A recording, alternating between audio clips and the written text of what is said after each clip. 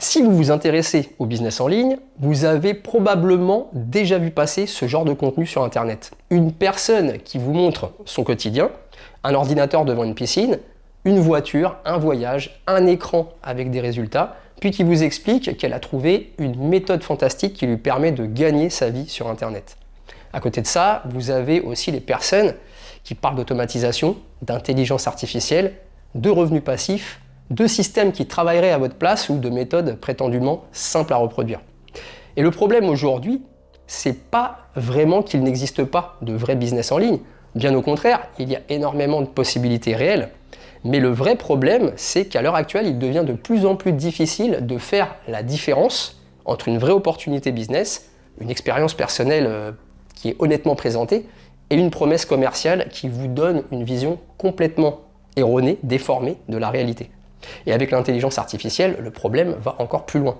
Parce qu'il est maintenant possible de produire très rapidement des vidéos extrêmement professionnelles, des images de lifestyle, des présentations, des pages de vente, des voix, des démonstrations et même certains témoignages qui peuvent donner une impression de crédibilité sans nécessairement vous apporter la moindre preuve sérieuse. Donc, dans cette vidéo, je vais vous montrer concrètement comment repérer les fausses promesses de business en ligne. Alors, on va notamment parler de ces fameux influenceurs ou gourous du web qui vous montrent uniquement leur lifestyle sans jamais, bien sûr, vous expliquer clairement le business qui se trouve derrière. Qui vous montrent des captures d'écran, de résultats sans contexte, des promesses d'automatisation, des systèmes qui sont présentés, comme je vous le disais, comme extrêmement simples à reproduire et bien sûr que vous n'avez plus qu'à recopier sans aucun effort. Et évidemment, on va parler de toutes ces nouvelles promesses autour de l'intelligence artificielle. En bref, des modèles économiques qu'il faut savoir décortiquer. Et je vais également vous montrer comment vous pouvez utiliser l'IA en elle-même pour analyser une promesse et vous aider à détecter les éléments qui méritent d'être vérifiés. Donc l'objectif ici, c'est pas de devenir parano et de considérer que tout entrepreneur qui gagne de l'argent sur Internet est un escroc. L'objectif est simplement d'apprendre à regarder derrière le marketing, à poser les bonnes questions et à ne pas prendre une décision financière importante uniquement parce qu'une personne que vous pensez connaître sait très bien vous vendre un rêve.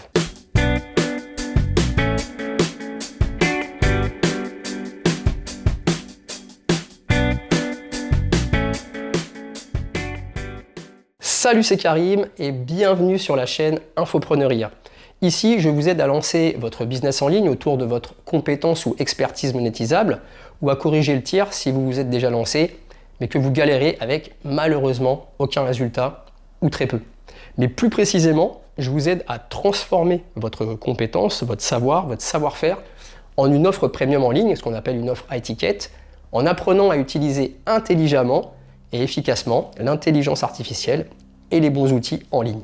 Alors si cette chaîne et le sujet de cette vidéo vous intéressent et semblent pouvoir vous aider, abonnez-vous immédiatement à la chaîne et laissez-moi un like en vous remerciant. Alors commençons par quelque chose que vous avez probablement déjà beaucoup vu sur Internet, comme je le disais à l'introduction, le lifestyle. Vous regardez une personne qui vous montre des voyages, des hôtels, des voitures, des restaurants, un ordinateur sur une plage, un appartement ultra haut de gamme ou simplement une vie qui semble extrêmement libre et riche. Et ensuite, cette personne vous explique qu'elle fait du business en ligne. Alors le problème, c'est évidemment pas de montrer son lifestyle. Quelqu'un qui réussit réellement peut très bien, parfaitement montrer ce qu'il a construit. Et il n'y a rien de mal à ça, bien au contraire, ça peut être très inspirant. Le problème apparaît lorsque le lifestyle devient quasiment ou uniquement la seule preuve utilisée pour vous convaincre. Si une personne vous montre pendant plusieurs minutes, voire généralement pendant toute la vidéo, c'est ce qui se passe la plupart du temps, sa vie, ses voyages, ses voitures, ses résultats, mais qu'elle ne vous explique jamais clairement, voire pas du tout, ce qu'elle vend, à qui elle le vend, comment elle trouve ses clients, quelle valeur elle apporte et comment l'argent circule réellement finalement, vous n'avez presque aucune, voire souvent même aucune information sur son vrai business. Vous avez uniquement une image de réussite. Il y a donc un grave manque de substance derrière le contenu.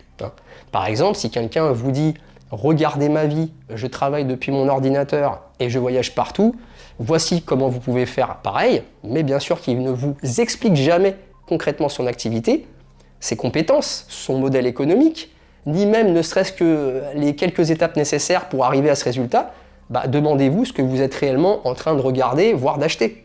Des conseils concrets sur un business model ou simplement une projection de lifestyle. Parce qu'un lifestyle, jusqu'à nouvel ordre, c'est pas un modèle économique. Une voiture, elle ne vous expliquera pas comment l'entreprise fonctionne. Une photo sur une plage ne vous explique pas comment les clients sont acquis. Un appartement ne vous expliquera pas quelle marge est réalisée réellement. Et même une capture d'écran bancaire ne vous explique pas comment le résultat a réellement été obtenu.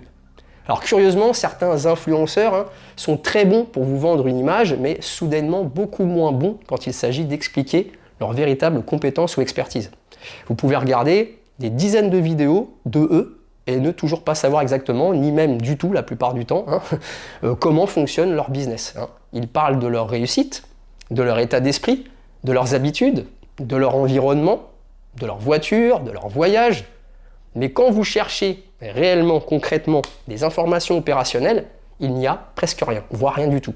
Alors ça ne signifie pas automatiquement que la personne, elle ment, mais si elle cherche à vous vendre une méthode, vous êtes en droit de demander de la substance. C'est normal. Quels sont les processus? Quels sont les outils utilisés? Quelles sont les étapes, comme je disais? Quelles compétences faut-il développer? Quels sont les principaux problèmes rencontrés? Comment sont obtenus les clients? Quels sont les coûts? Quelles erreurs faut-il éviter? Si une personne est incapable ou refuse systématiquement à travers ses vidéos d'expliquer ces éléments, alors qu'elle vous demande en fait, ça revient à ça, de lui faire confiance financièrement, vous devez être beaucoup plus prudent. Et surtout, faites attention à une confusion très fréquente. Quelqu'un peut être extrêmement doué pour créer du contenu, sur l'entrepreneuriat de manière générale, sans nécessairement être la meilleure personne pour vous apprendre à créer réellement un business et une entreprise. La capacité à obtenir des vues n'est pas la même chose que la capacité à créer de la vraie valeur.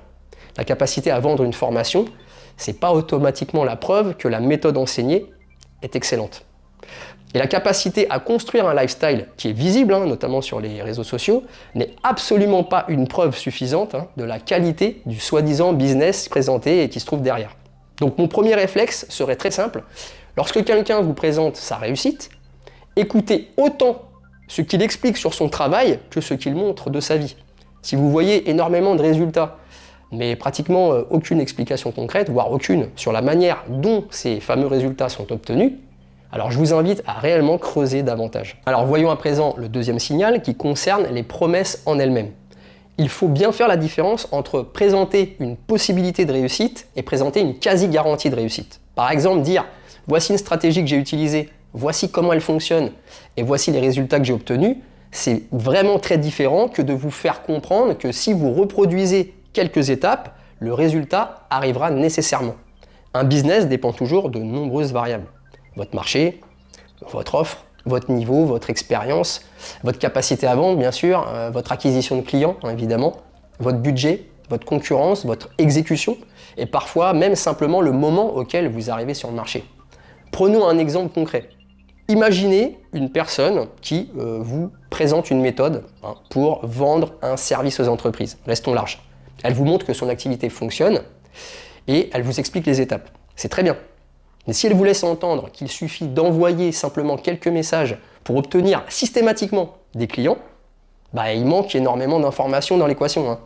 Par exemple, on peut se demander combien de personnes faut-il contacter? Quel taux de réponse peut-on raisonnablement attendre? Combien de rendez-vous faut-il obtenir? Combien de prospects vont refuser? Quelle offre faut-il leur présenter? Quelles compétences commerciales, au pluriel, sont nécessaires? Combien de temps faut-il consacrer à la prospection?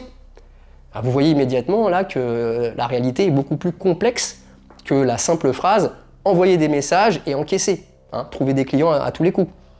Une bonne manière de détecter donc une promesse trop simplifiée consiste à demander quelles sont en réalité les conditions nécessaires pour que ça fonctionne. Et surtout, dans quelle situation cette méthode ne fonctionne-t-elle pas? Normalement, une personne qui connaît réellement son domaine, et le fait, devrait normalement être capable de répondre à ces questions. Elle devrait pouvoir vous expliquer les difficultés, les limites et les erreurs fréquentes. Donc plus une présentation prétend fonctionner dans pratiquement toutes les situations, sans expliquer les conditions nécessaires, et plus vous devez prendre du recul et être méfiant. Alors, le troisième signal à présent, ce sont les promesses qui supprime pratiquement toute difficulté du business. Alors c'est particulièrement visible avec les formulations autour des revenus passifs, de l'automatisation ou des systèmes qui seraient censés fonctionner pratiquement tout seuls sans vous. Prenons un exemple très concret. Voilà, quelqu'un qui vous présente une boutique en ligne et vous explique qu'une fois le système installé, les commandes peuvent être automatisées entièrement. Alors c'est possible, mais ça ne signifie pas que les clients vont apparaître automatiquement.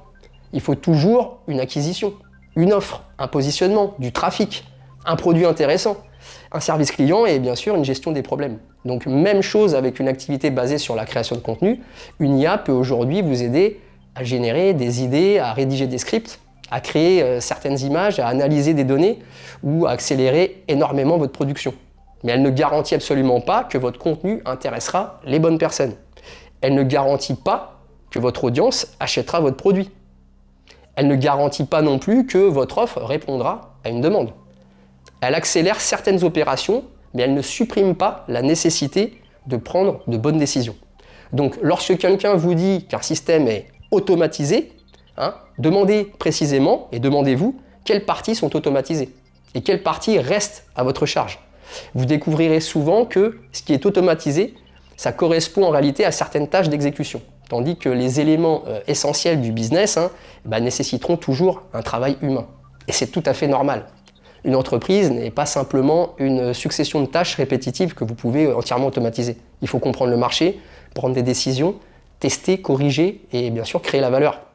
Une promesse qui vous présente uniquement la partie automatisée en laissant complètement de côté tout le reste, vous donne donc une vision incomplète de la réalité. Et voyons à présent le quatrième signal, qui sont les résultats présentés sans aucun contexte. Alors c'est probablement l'une des techniques les plus faciles à utiliser pour donner une impression extrêmement forte sans nécessairement mentir. On se couvre. Prenons par exemple une capture d'écran de chiffre d'affaires. Vous voyez un montant généralement important et vous vous dites immédiatement « cette personne qui me parle, c'est vraiment ce qu'elle dit et ce qu'elle fait ». Alors peut-être bien. Mais cette capture ne vous dit pas combien a été dépensé en réalité pour obtenir ce chiffre. Elle ne vous dit pas la marge, elle ne vous dit pas les remboursements, les remboursements éventuels, elle ne vous dit pas les frais de publicité, elle ne vous dit pas le nombre de personnes qui travaillent réellement dans cette entreprise. Elle ne vous dit pas depuis combien d'années l'activité existe. Elle ne vous dit pas combien d'essais ont échoué avant d'obtenir ce résultat. Et surtout, elle ne vous dit pas si le résultat est représentatif de la majorité des personnes qui utilisent la méthode qu'on vous présente. Imaginez par exemple qu'une personne vous montre une entreprise qui réalise énormément de ventes avec une stratégie donnée qu'on vous présente. Alors le résultat peut être totalement authentique, il n'y a pas de souci, mais si cette personne a déjà une audience importante, une équipe, une réputation, un budget publicitaire conséquent et plusieurs années d'expérience, vous pouvez pas simplement en conclure qu'un parfait débutant obtiendra le même résultat en reproduisant les étapes présentées par la méthode. Le chiffre est réel, mais l'interprétation qu'on vous pousse à en faire peut être totalement trompeuse. C'est pour ça qu'il faut toujours distinguer trois choses. Est-ce que le résultat est possible? Est-ce qu'il est probable? Et est-ce qu'il est facilement reproductible? Une preuve peut démontrer le premier sans démontrer les deux autres. Même chose pour les témoignages. Si une formation présente par exemple 5 personnes qui ont obtenu d'excellents résultats, demandez-vous toujours combien de personnes ont acheté en réalité la formation au total. Les 5 témoignages peuvent être authentiques tout en étant extrêmement minoritaires en réalité. Vous n'avez pas besoin d'accuser qui que ce soit de mentir pour comprendre que l'information peut être manipulée et incomplète. Donc le bon réflexe est simplement de se demander et de demander quel est le contexte de cette preuve et est-ce qu'elle est représentative. Et voyons maintenant le 5e signal qui concerne la manière dont le business est expliqué. Alors une vraie opportunité devrait normalement pouvoir être expliquée relativement simplement sur le plan économique. Vous devriez pouvoir comprendre qui paie, pourquoi, et pour quelles raisons cette personne accepte de payer. Prenons un exemple. Si quelqu'un vous présente une activité de service, pour rester sur notre exemple, vous devriez pouvoir comprendre quel problème est résolu, quel client est ciblé, quel service est vendu et pourquoi ce client en a besoin. Si quelqu'un vend un logiciel, vous devriez comprendre quel problème le logiciel résout et pourquoi les utilisateurs paient pour l'utiliser. Si quelqu'un vend une formation, vous devriez donc comprendre quelle compétence est enseignée et quelle valeur l'acheteur espère obtenir. En revanche, si le discours devient extrêmement compliqué, flou, pas clair, et que la principale explication, c'est finalement vous allez apprendre à reproduire le système pour ensuite vendre le même système à d'autres personnes, grosso modo, il faut prendre le temps de comprendre exactement où se trouve la valeur économique. Quel est le client final? Qu'est-ce qu'il achète? Pourquoi en a-t-il besoin? Quelle valeur obtient-il? Plus vous comprenez précisément d'où vient l'argent, et moins vous êtes dépendant du discours commercial de la personne qui essaie de vous vendre l'opportunité en question. Alors maintenant, le temps est venu de vous parler spécifiquement des fausses promesses liées à l'intelligence artificielle. Parce que c'est devenu un terrain particulièrement favorable au marketing excessif. On voit aujourd'hui énormément d'offres qui utilisent le mot IA, intelligence artificielle, comme argument principal. Et encore une fois, le problème n'est absolument pas l'IA en elle-même. L'IA est réellement capable de transformer énormément de métiers et de business, et donc de business en ligne. Le problème, c'est lorsqu'on transforme une technologie puissante en promesse magique. Par exemple, imaginez qu'une personne, et c'est souvent le cas, vous explique qu'avec quelques outils d'IA, vous pouvez créer automatiquement une entreprise, générer automatiquement du contenu, trouver automatiquement des clients et laisser ensuite le système travailler pratiquement tout seul sans vous. Techniquement, l'IA peut effectivement automatiser certaines étapes de chacune de ces opérations. Mais entre l'IA peut automatiser une partie du processus et l'IA va créer votre business à votre place et vous n'aurez plus rien à faire, il y a un univers. Prenons un autre exemple.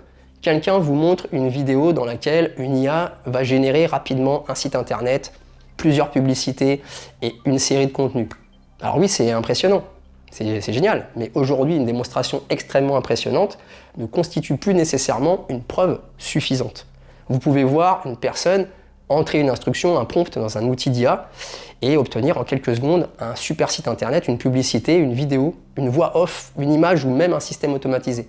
Mais la démonstration prouve uniquement que l'outil peut reproduire ce résultat dans les conditions qui sont montrées. Elle ne prouve pas que le système sera rentable dans la vraie vie derrière. Avec l'IA, il faut donc regarder au-delà de la démonstration et demandez-vous combien coûte réellement, par exemple, l'ensemble des outils. Quelle intervention humaine reste nécessaire dans le processus? Quelle est la qualité du résultat? Combien de temps faut-il consacrer en réalité à la correction derrière, puisqu'il y en aura? Comment les clients sont-ils trouvés, encore une fois? Quelle est la concurrence? Est-ce que le résultat produit par l'IA est suffisamment différenciant? Et surtout, quelle partie de la démonstration correspond réellement à la création de valeur économique? C'est votre business. C'est une question fondamentale, parce qu'il est devenu très facile de fabriquer une démonstration qui donne l'impression qu'une tâche extrêmement complexe est devenue simplissime, mais produire quelque chose et vendre quelque chose sont deux problèmes complètement différents. Une IA peut produire un logo très facilement, un jeu d'enfant. Ça ne veut pas dire qu'elle peut trouver votre marché. Elle peut produire une vidéo, ça ne signifie pas que votre audience va la regarder. Elle peut produire un produit numérique. Ça ne signifie absolument pas qu'un client va payer pour l'obtenir, ce produit numérique. Donc chaque fois qu'une démonstration IA vous impressionne, essayez de séparer la prouesse technologique du business réel qui se trouve derrière. La question importante, c'est pas de savoir si l'IA est capable de produire ces éléments. La question, c'est de savoir si ces éléments sont suffisamment bons pour générer une véritable valeur économique, le cœur de votre business. En effet, une IA peut générer sans publicité, mais si aucune ne convertit, la quantité produite ne sert à rien. Elle peut générer des centaines de textes, mais si personne ne les lit, ça ne crée aucune audience, encore une fois. Elle peut générer un produit numérique, comme je disais, en quelques minutes, mais si personne ne veut l'acheter, vous n'avez toujours pas de business. Et c'est exactement là que certaines promesses liées à l'intelligence artificielle deviennent trompeuses. Elles confondent en fait volontairement la capacité technique de produire quelque chose avec la capacité économique de vendre quelque chose. Donc lorsque vous voyez une telle promesse basée sur l'intelligence artificielle, posez-vous ces deux questions. Qu'est-ce que l'IA permet réellement d'améliorer ici? Et qu'est-ce qu'elle ne résout absolument pas? Alors si la réponse, et notamment à cette deuxième question, est pratiquement inexistante, méfiez-vous. Une bonne utilisation de l'IA doit normalement vous faire gagner du temps, améliorer une opération au minimum, réduire certains coûts ou augmenter votre capacité de production. Mais elle ne supprime pas du tout le marché, la concurrence, les clients, la vente ou la nécessité d'apporter une valeur réelle. Et justement, parlons-en de l'intelligence artificielle parce qu'elle peut également vous aider à détecter ces fameuses promesses douteuses. Et c'est probablement l'un des usages les plus intéressants que vous pouvez en faire. Mais plutôt que de demander simplement à une IA est-ce que c'est une arnaque, ce qui est une question, vous l'aurez compris, beaucoup trop généraliste et simpliste, donnez-lui les informations dont vous disposez et demandez-lui de les décomposer. Vous pouvez par exemple copier le texte d'une page de vente et lui demander « Identifie toutes les promesses de résultats présentes sur cette page. Pour chacune, indique-moi si elle est formulée comme une possibilité, comme une estimation ou comme une garantie implicite. Puis liste-moi les informations importantes qui manquent pour pouvoir évaluer correctement ces affirmations.